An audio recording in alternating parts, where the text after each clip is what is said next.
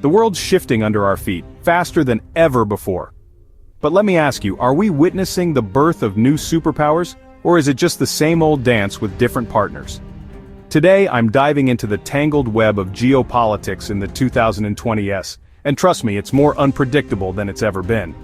First, let's talk about the big names. The United States.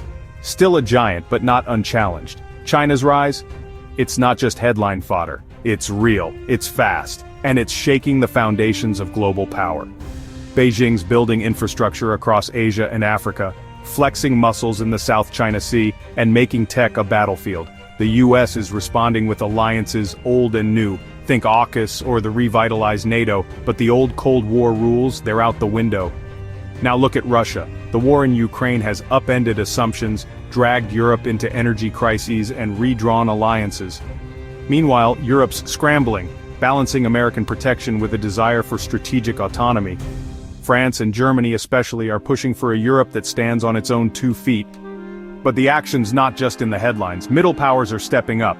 India's crafting its own path, sometimes buddying up to the West, sometimes keeping Russia close.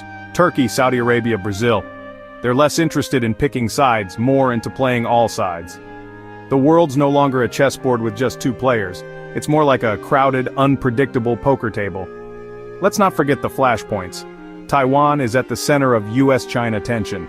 The South China Sea, still a powder keg. The Middle East remains a maze of shifting alliances, especially after recent conflicts and the Abraham Accords. Africa's a battleground for influence, with countries like China, Russia, and the US all vying for a slice. All of this means that alliances are more fluid than ever. Old enemies work together, old friends drift apart. The rules? They're constantly rewritten. So, what does this all mean for our future? Well, the risk of misunderstanding or even accidental conflict is rising. But there's also a chance for creative diplomacy, new partnerships, unexpected solutions. The only certainty is uncertainty. Forget the idea of a single superpower calling the shots. The 2020s are about competition, chaos, and creativity on a truly global scale. The story of geopolitics isn't finished. It's being rewritten right now. And if you want to understand the future, you've got to watch this game unfold. So, what do you think? Are we heading for a clash or a new kind of balance? Let me know in the comments, and don't forget to subscribe for more deep dives into the forces shaping our world.